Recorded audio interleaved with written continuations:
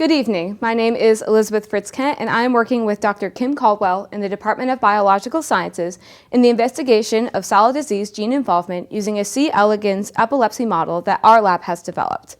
In this presentation, I hope to introduce you all to some background on Salla disease, why worms are used as our model organism for this assay, how our experiments are run, and what data we've been collecting so far, along with some future directions that our project will entail. So first, my project focuses on Salla disease, which is an autosomal recessive disorder caused by a mutation in the SLC17A5 gene. Diseases associated with this mutation can either be showcased as a severe infantile sialic acid storage disorder that leads to lethality in early childhood, or as a progressive disease that is characterized by intellectual disability, hypotonia, epilepsy, and neurodegeneration. This progressive form is called Salla disease. The vast differences in when the symptoms occur in someone's life are due to how severe the disease actually is due to where the mutation is in the gene, with the infantile disorder having a much more drastic mutation or a mutation closer to the start of the gene, which causes a cascade of other events that would happen, being more severe than the more progressive form. And this disease is a rare and understudied disorder with an approximate prevalence at 1 in 1 million individuals worldwide. So as mentioned previously, the Salla disease is caused by a mutation in the SLC17A5 gene. And this gene is responsible for a protein called sialin, which is a transporter found in the lysosomes and other cell membranes. Its main function is to export sialic acid from lysosomes to prevent sialic acid buildup. And in the brain, it also transports neurotransmitters. But because of the mutation, the transporter becomes faulty, and this leads to sialic acid buildup in the lysosomes. How the buildup of sialic acid causes specific symptoms is not yet well understood, but this is the root cause of the neurological and developmental issues found in patients with this disorder. So for the experiment, we are using C. elegans. These are free-living nematode worms that live in temperate soil environments in regular life.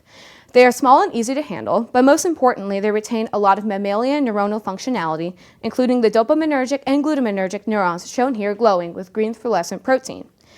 They also have a conserved genetic sequence that is related to humans, and because of this, a lot of different assays can be done with C. elegans. For this project, we have decided to focus on the epileptic symptoms of patients that experience Salla disease. And our lab has developed an assay model that induces seizures in worms utilizing a chemical called pentylene tetrazole, or PTZ. In this experiment, the assay is used to identify the worm strains that exhibit epileptic-like convulsions when exposed to PTZ. These small animals usually live on petri dishes with bacteria that they use for food. The assay begins by moving these worms onto a new petri dish that is spread with PTZ on the top of them. The worms that are wild type, in this case the strains are called N2, should not react to the PTZ, while worms with a mutation in the nervous system should. The positive controls that we'll be using are UNC43 and UNC25. Along with the negative and positive controls, the C. elegans SLC17A5 homolog, this strain is called SLC17.2, was tested to determine if it is sensitive to PTZ, and this is in order to establish it as a model for the convulsions associated with Salla disease. So after the worms are placed on the PTZ, the worms are observed under a microscope for any responses to PTZ. There are 3 responses the worms may exhibit while being on the PTZ plate: head bobbing, with the front of the worm moving forward and backward; contraction, where the whole worm moves forward and backward, kind of like an accordion; and paralysis, where the worm just sits there and does nothing. The videos of these symptoms were taken during one of our experiments. When the worms start exhibiting these symptoms, they are counted and logged and then picked off of the plate to prevent miscounting. This entire analysis per strain takes about an hour to complete. So this graph here has the concentration of PTZ and the strains of worms being tested on the x-axis, and the percentage of the worms that reacted to each symptom on the y-axis. The different symptoms visualized is represented with the color code on the bottom of the graph. We use varying concentrations of the PTZ because different mutations cause different defects in the nerves, and these respond differently to PTZ. And furthermore, these side effects are made more apparent when changing the concentration of PTZ. These are all the controls we are using for the experiment. As represented, the mutant UNC strains react to the PTZ, whereas the wild-type strain N2 does not, as clearly seen as there are no bars on the N2 side of the graph. This first experiment was to reestablish the controls and the parameters of the assay, since we needed to know how we would work the analysis to begin with and to ensure that the PTZ did in fact cause the seizures. So now we needed to check if our worm strain that is similar to the mutation of Salla disease in humans would work for the PTZ assay. So according to this graph, the SLC 17.2 strain reacted to the PTZ very well.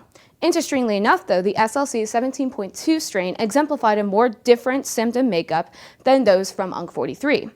The reason why there is a different makeup of symptoms per strain is because of the underlying genetic variations that impact the neuronal function and neurotransmission pathways, specifically where the PTZ targets. This is called the GABA system. So the overarching goal of this project is to identify potential SLC 17.2 interacting gene targets. There are at least 11 known genes that interact with this SLC 17A5 gene, and all of them have their own worm paralogs. The human gene Waduffi, for example, has a worm paralog also called Waduffi2. This gene is important in the function of endocytosis, which is the act of bringing outside material into the cell. And the gene also encodes a protein interaction domain. We selected a mutation in C. elegans Waduffi2 to run our PTZ assay with and proceeded to cross this mutation with the SLC 17.2 mutation. And these are the results of that experiment. So instead of showcasing the different symptoms, this shows the total average amount of worms that reacted in the PTZ. This comes from three plates of each strain at each concentration, so at 4 mg per ml PTZ and at 6 mg per ml PTZ. And there is a significant difference in the amount of worms that reacted with just the SLC 17.2 mutation and just the Waduffi2 mutation versus the cross between the two. This shows Waduffi as a genetic interactor of the SLC 17.2 gene, as a mutation in that gene, along with the one orthologous to Salla disease mutation, caused a worse reaction when exposed to PTZ. Significance for this was determined using a one-way ANOVA test and used a p-value of less than 0.05 as significant. So in the future, we hope to finish this table of predicted genetic interactors of SLC 17A5. The check marks indicate the single genes that we have already done and whether or not those genes have been crossed to SLC 17.2. Hopefully, with this, we can establish which genes are interacting with SLC 17.2 and potentially discover neuroprotective modifiers that, when the two mutations are crossed, we can get rid of the seizures the worms experience while undergoing testing. Thank you for listening, and I can now take any questions that you guys may have.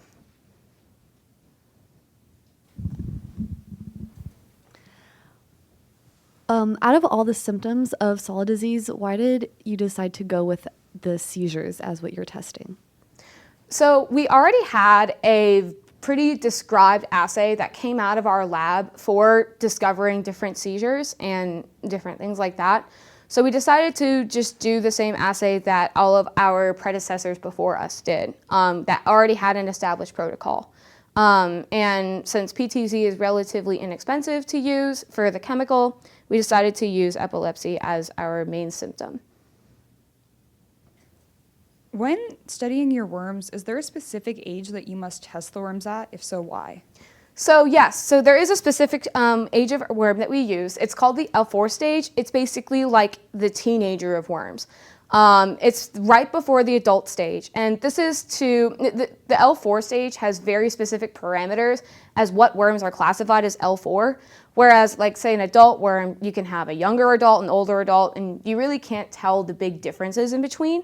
So L4 is kind of just the standard as to what we would use what age we would use the worms for, and that's just to make sure everything's consistent with our assay and make sure that there are no other confounding variables such as age.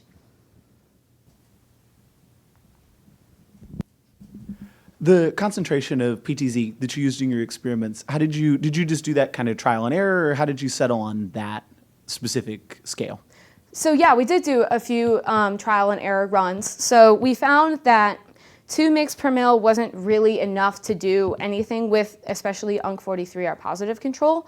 And 10 mg per ml, 8 to 10, was getting more to like the danger zones for us as a chemical. It is a pretty hazardous chemical. So we try to keep them at a safe amount for us to handle while also finding that balance with the worms giving seizures and, keeping us safe when working with the chemical. Since sialin works in lysosomes, how does a lysosomal problem end up causing seizure-like activity? So in the neurons that have these lysosomes as well, that buildup of that causes the neurons to not fire correctly. So that's how we see all of the seizure-like symptoms in worms, and that's how we see those sort of things kind of in humans. But again, it's really not exactly known exactly how the lysosomes and the brain and neurological defects, especially, how those are connected. But we think it may have something to do with the excess waste product that's building and the fact that the neurons aren't firing correctly after that. So you mentioned that there are a lot of assays that you can do with these worms. Can you elaborate on some of what those may be?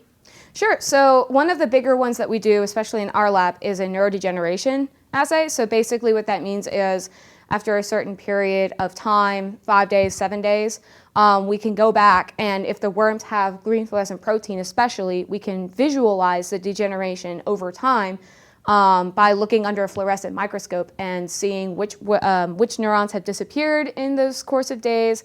And this is really interesting, especially with Alzheimer's and Parkinson's research that we do. So.